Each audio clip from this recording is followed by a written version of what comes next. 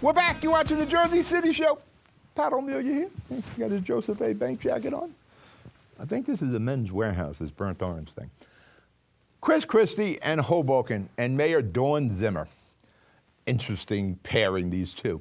Now, let me set things up. Then there was allegations of quid pro quo. I always say quid pro quo, but that's not, it's quid pro quo. Let's go back in time. Let's get into the time machine. What the Wayback Machine, as Peabody had. Let's go back to 2009 with Bid Rig 2. You remember Bid Rig 2? Because a lot of the Hudson County people got jammed up in it. Many of them were eventually acquitted, charges dropped, plea bargain. Louis Manzo charges were dropped. You know, Louis got a whole book coming out on Chris Christie called Big Boy. And for that matter, I seen Louis at a funeral for a mutual friend's sister, the sister of Freehold the Bill O'Day. And Louis was telling me he had to go back and do a rewrite to put the bridge situation into his book. He's probably rewriting a whole other book now with the Dawn Zimmer thing. But here's the deal. Back when that happened in Bid Rig 2, Peter Camerano was the newly elected mayor of Hoboken. You may remember we promoted him here at Hudson Media. He was hosting some shows. We worked with him a little bit, and he was successful. He started from the bottom, won the campaign, blah, blah, congratulations. Now, with Pete, I always tell Pete, you got to get a personality, a little vanilla. Needlessly did I know that he was like James Cagney. But Chris Christie started that investigation. He took out the seated mayor of Hoboken, New Jersey, over a development deal or scam, or what do you want to set up, or whatever you want to call it, with Solomon Dweck. Do you honestly think Chris Christie and his underlings would try almost similar situation with Hoboken? Of course not. Kim Cardano, the lieutenant governor. I don't know Kim, but I know some people that do. She seems to be above and beyond reproach. Lifelong law enforcement. I have a hard time believing she had offered a quid pro quo to Mayor Zimmer, which is really a bribe. I don't see Kim Cardano doing that. You know, I don't want to invoke the Roger Clemens that Pettit misremembered in the steroid trial for Congress, but something is wrong here. I really don't think Cardano did that. Certainly not with the blessings of Chris Christie. Now, did somebody break the law here? I think Zimmer did. I think Zimmer did by not reporting these alleged bribes. And that's what they were, allegedly, if we're to believe Zimmer. She was offered a deal. You do this, and we'll do that. Well, that's a bribe. You should have reported that. You should have went to our Hudson County prosecutor and said, boom. But not only once, but twice, allegedly, she was offered a deal. And both times, she elected not to go to the Hudson County prosecutor or a federal prosecutor, the state prosecutors. What she did? She wrote it in her diary. Dear diary. It brings me back to Molly Shannon from Saturday Night Live with Monica Lewinsky, with John Goodman was Trip. And you get picture Molly Shannon in bed, the legs are crossed behind her, she's writing in a diary. This is the evidence, allegedly?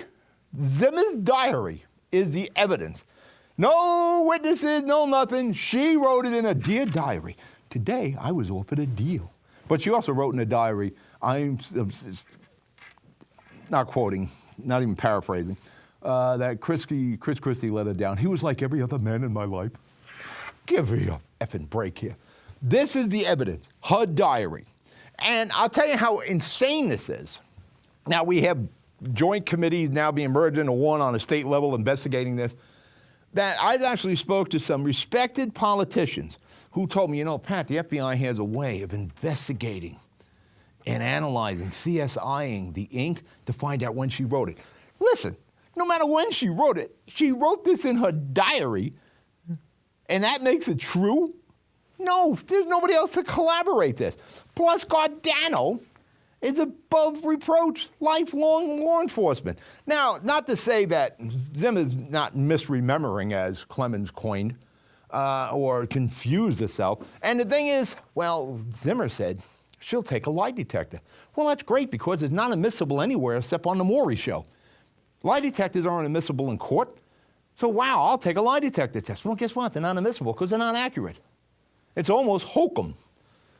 The only place they're admissible is on the Maury Show. But this is the evidence we have, her diary. Now, we're kind of glossing over the fact that allegedly she was offered bribes twice. Now, the other guy, Constable, I don't know at all. But why didn't she report this? And what was Zimmer's worry? Well, she didn't want to report it because it may affect future dealings with the state and monies and Sandy money. That makes no friggin' sense. And I'll tell you why. Because she wasn't getting it anyway. There was no money coming to her unless she did the deal, alleged deal, if she understood the deal. But that's where none of this makes any sense. And believe me, Christie is not involved in this. Now, everybody's trying to connect Fort Lee to Zimmer. You know, and the other thing is, it seems that Hoboken got the same amount of money that everybody else got. They got their fair share of Sunday funds. That's why none of this makes sense. I would love to see this go to court, because you're not going to be able to take her diary as evidence. These are slanderous allegations. And I'm willing to take a lie detector test. Well, where the hell is that admissible anywhere? Nowhere. Again, outside of the Maury Show. So it astounds me that she comes up with this. And just a few days before these revelations come out to the public, she's talking, and she's texting and tweeting and social media praising Christie. At one point, she says in one of her texts that she doesn't think there was any retaliation concerning Sandy funds. So none of this kind of makes any sense. And everything hedges on a diary. And believe me, you're going to court and you're going to try to take down a governor with a diary. That's not going to happen. And now, again, if you're a good Democrat, why didn't Zimmer bring out these revelations during the campaign with Barbara Bruno? That could have been a huge help. No, because she's some crazy reasoning. Oh, well, I was worried I may not get Sandy funds. Well, you knew what the deal was, unless you supposedly were complicit, you weren't getting any money. So why worry? Report them. Help Barbara Bruno. Help the Democratic Party. That's why none of this makes sense, and I don't want to say nothing. But Zimmer's no dummy. Now, could she misinterpret what was said? Did she forget parts of a conversation in the middle section? That's possible. But I'll tell you one good thing for the Democrats is it's now the default excuse for every Democrat. You know, I didn't get enough state aid. Damn, Christie's after me because I didn't endorse him. You know, we can't get this state project, help from the state with tax breaks for developers. Damn, Christie, because I didn't endorse him. It's Christie retaliation. There's traffic on my neighborhood block. That damn Christie is causing the traffic. Everything now is the cover-all excuse. I didn't endorse him. That's why my municipality has problems. But I'm going to tell you, when you watch this case go through the courts or through the assembly, the only thing you got to hang your hat on is this diary. Things are shaky. All right, we're going to break for commercial. You're watching the Jersey City Show. Be right back.